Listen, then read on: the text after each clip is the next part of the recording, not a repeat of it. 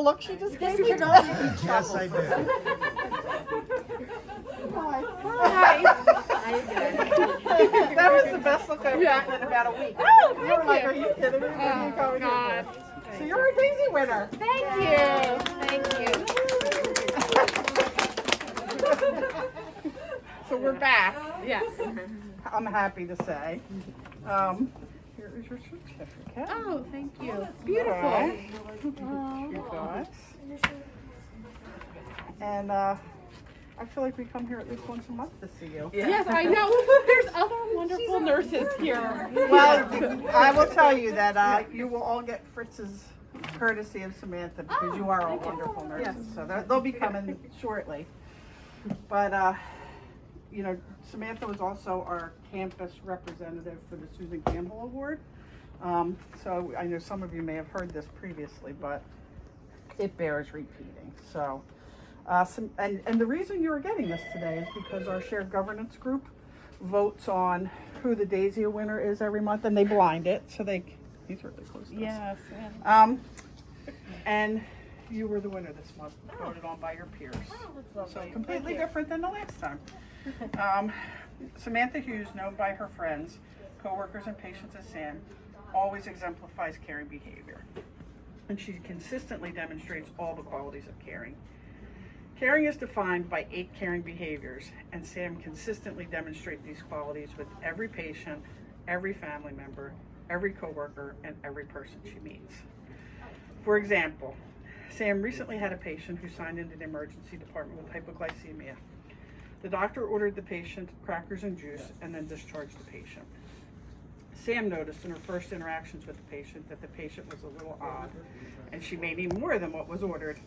Sam took the time to talk with the patient, not just ask specific questions. She had a conversation with the patient that resulted in attaining information that had not been given to the triage nurse nor the physician. Sam also contacted the patient's sister to clarify if the information she received was accurate and wanted to know if the patient's odd behavior was her baseline. It was not. Sam immediately gave this information to the attending, and as a result, the patient went to CT scan and was found to have had a stroke. The patient was not exhibiting the classic behaviors or symptoms of what is expected in a stroke patient. The patient also was a candidate for a thrombectomy. During the process of working the patient up, Sam stayed by the patient's bedside, explained every detail to the patient, and when the patient's sister arrived, she spent time explaining every detail to her, all while providing comfort to both the patient and family member. In addition, Sam brought humor to the situation because no matter what the situation, she is known for eliciting at least one smile or laugh no matter the situation, and she can do this because she has a gift for connecting with people. I do not know the specifics of what she said, but you could tell by the patient's and the patient's sister's body language that Sam was providing them with comfort and reassurance. This is just one example of how Samantha Hughes encompasses the qualities of mutual problem solving, attentive reassurance, human respect, encouraging manner, appreciation of unique meanings, healing environment, basic human needs, and affiliation needs. It's a lot. Yeah. Who wrote this? Did you know you did all this? No. You did, and she described how you did. Not only does Sam exemplify these qualities with patients, but she also does so with her coworkers. She does not ask if you need help, she just helps. She's just there with you. You never feel that you are alone or something cannot be done when Sam is at work. She cares and everyone knows it. Not because she says it, but because she shows it, always. Sam Hughes deserves this award. Oh, Thank you. You really do. oh, thank you. And again, this was your peers. Oh, that's lovely. So- Thank you. So hi, Sam. Hi. So you just won the Daisy Award for this month. Were you surprised? I was. Why?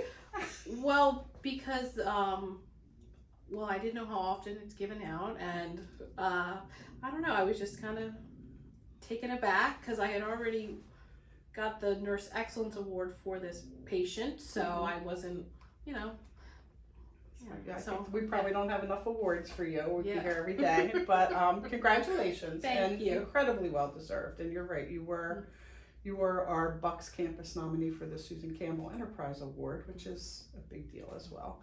And it wasn't for this patient, it was for your contributions as a professional nurse here at the Bucks ER. So incredibly well deserved. And everybody, you know, as soon as your name is uttered, people are constantly saying, oh, of course she's winning this. Of course she's the best. So well deserved, well deserved.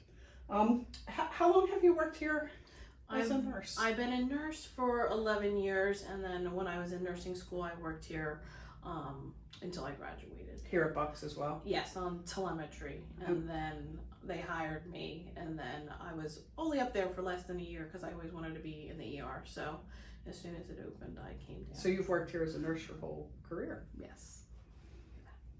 Good. Let's keep it that way. Yes. Okay. So what is it that you think that, you know, I said that, and it's true, you know, anytime people hear your name, they're like, oh, you know, she's great. You know, we wish all our nurses were as great as Samantha. And, you know, so what do you think it is about you, or what do you think it is that you do that elicits that response in people? I like my job, so that always makes a difference. I like it specifically in the ER because you meet new people every day and it's a new situation every day. So I like to do that, and I like to stay busy. So I'm always motoring around. So how do you manage, I think you've hit it on the head a little bit, you know, how do you manage to like your job when it's really hard? Because I know working in an emergency department or anywhere, particularly these last few years, has been really hard and difficult and not necessarily pleasant every day. So how have you managed to continue to like your job and come into work feeling positive about it? Well, not even just the patient part, but especially being here since I graduated and being down here in the department most of my career, it's especially at night shift, which I do, it's still a lot of the same people. We don't have a big turnover, so they've known me for, you know, the majority of my adult life. So I feel very comfortable with my coworkers. I love my coworkers. So they're some of my best friends now. So when you have that support, especially during COVID, it made a big difference, especially in the ER, where, you know, we were all looking out for each other. So when you like the people you work with, you want to go and see them. So It's true. And that makes the difference, right? I mean, you're part of that, right? You make this a nice place for everyone else as well. Do you remember this patient that you were nominated for? She had a very odd demeanor, and she was, our department is very small, so to go to our lab, you have to go through the waiting room and see everybody as you're bringing over things. So I already had seen her before she was my patient, because she was pacing around out there. So she caught your eye. Yes, yeah. And when we brought her back, she originally had signed up for saying that she thought her blood sugar was high, and they checked it in triage and it was normal. And then we brought her back and we checked her again, and it was still in a normal range, and we gave her some, beverages and some little snacks. But she just kept acting so odd. She would answer appropriately, but something didn't feel right. Like when we went to take her back to her room, she wouldn't follow me and she went in another direction. And then, and she was by herself. She had come by ambulance. So I had told the charge nurse, I don't really trust her in the back of the department. Can we move her closer? And then when we moved her closer, and she walked around our whole department to the other side where we had a bed. And then she kept missing her shoes with her when she was trying to lay down. So I said, who do you live with? I live by myself. I said, do you have any contacts? And she said, my sister.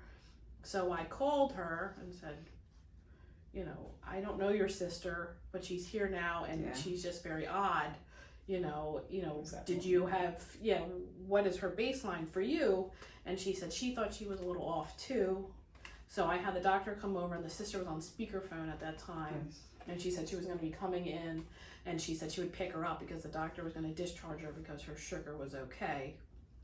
And so the sister came in, and she was discharged, and I was helping packing her up, and she was still acting very bizarre. She would answer appropriately, but then she would be searching for things and kind of talking in a tangent, going off on a tangent. So then she said she wanted a drink before she went, and she was carrying a bag, like a suitcase, around with her, but she only kept grabbing it with the one arm.